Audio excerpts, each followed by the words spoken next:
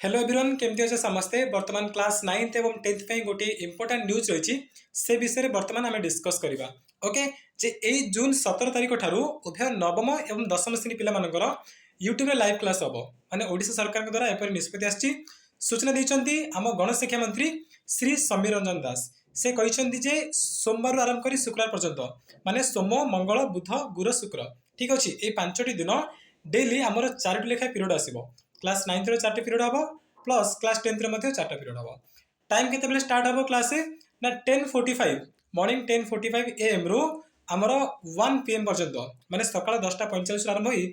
अपराह्न 1 पर्यंत क्लास चलिबो ठीक अच्छे एवं एवरी पीरियड रो टाइम ड्यूरेशन हो 30 मिनिट्स माने आधा घंटा लेखे सब जगह क्लास हम ओके तो कौन माने को चैनल रे क्लास हम एनी कौन सूचना आसेनी बहुत जल्दी मैं आपन सहित ए विषय शेयर करी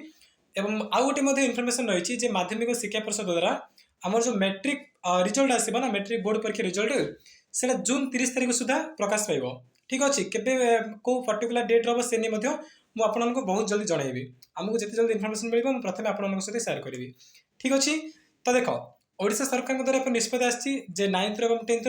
यूट्यूब लाइव हम डेली 4टी पीरियड हम किंतु यह सत्वे भी आम एसपी एजुकेशन क्लास बिल्कुल बंद हेनी ये मन रखु कहीं आपने जो प्रकार मुझे सपोर्ट कर चाहिए भी एसपी एजुकेशन क्लास को बंद करें ठीक अच्छे जमी चलता आम डेली 2 टाइम क्लास होमती एक्जाक्टली से वे का क्लास हम ओके